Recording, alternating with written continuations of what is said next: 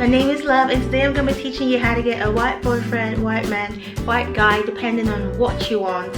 First of all, I'm going to introduce you to my twin. Hi!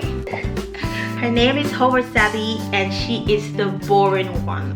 The boring one.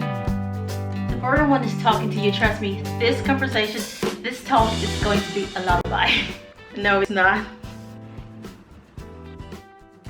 Okay, the first thing you should know about how to get a white guy is that no two men are the same. Dude, just say all men are not the same. It's not the same effect. Can I handle this? Can I handle this talk? Okay, listen. All men are not the same. All men don't look the same, obviously. All men do not like the same thing.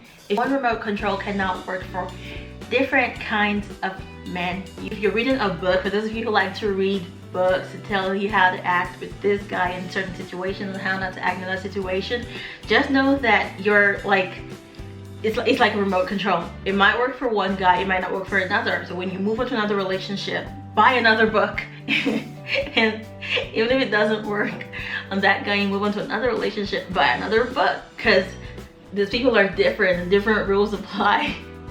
So, Love, tell them number 2. Why should I do number 2? I don't do number 2. I'm not real. I'm your imagination. Dude, you're realer than any person I know. Okay, his nationality matters. Where he grew up matters because cultures are different. So you might be thinking you're dating an Italian guy and that he's totally Italian. Maybe he grew up in the Netherlands and the way he thinks is totally different, or maybe he grew up in France or in the US or maybe even in Nigeria. So his culture is basically the pattern of behavior, the system, how this thing thinks. It affects the way this thing works. So yeah, he might be very what's the word, acculturated. He might be someone who is so into his culture that everything, the way he sees the world, everything starts here. So you have to know who you're dealing with first. If he's German, you can't date him like he's American. And if he's American, you cannot date him like he is French. You kiss him like he's French, even if he's British. It doesn't matter. Italians can start loving you from day one, and you have to get used to it. Now what I'm about to say is a piece of information, not an advice. If you get to third base on the first date with an Italian, it's too late. It's too late. You should have done it like yesterday. You should have done it like before you met. It's too late. Before you met, you should have done it.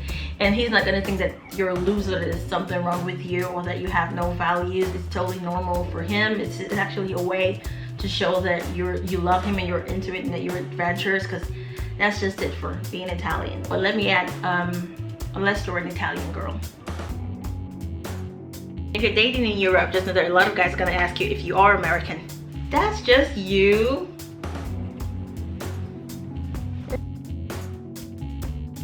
Another thing about where you met is that it determines the pace of the relationship. If you met in class, in a hospital, in the store,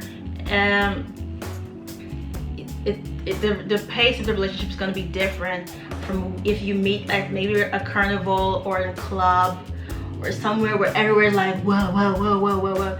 The excitement is actually different. So if you met in class, you might probably have enough time to build a base, a kind of foundation, know what you actually want from the relationship, know if you're gonna love each other, stop texting each other, or friend zone each other. That's why there's a difference in where you actually meet each other. That's why it matters where you actually meet. Oh my god. I know a lot of you are thinking, oh, these rules work for just any guy, but the thing you should know again is research has shown that the way a white guy treats a black girl in her country, in her black country, is different from the way the white guy treats a black girl in his country, his home. Research, yeah. Leave me alone. Okay, let's wrap this up. Where you meet matters. Be exciting, be yourself. If you give great sex and if that's your selling point, use it. Make your relationship exciting and make him miss you. Remember, again, I said it's a piece of information, not an advice.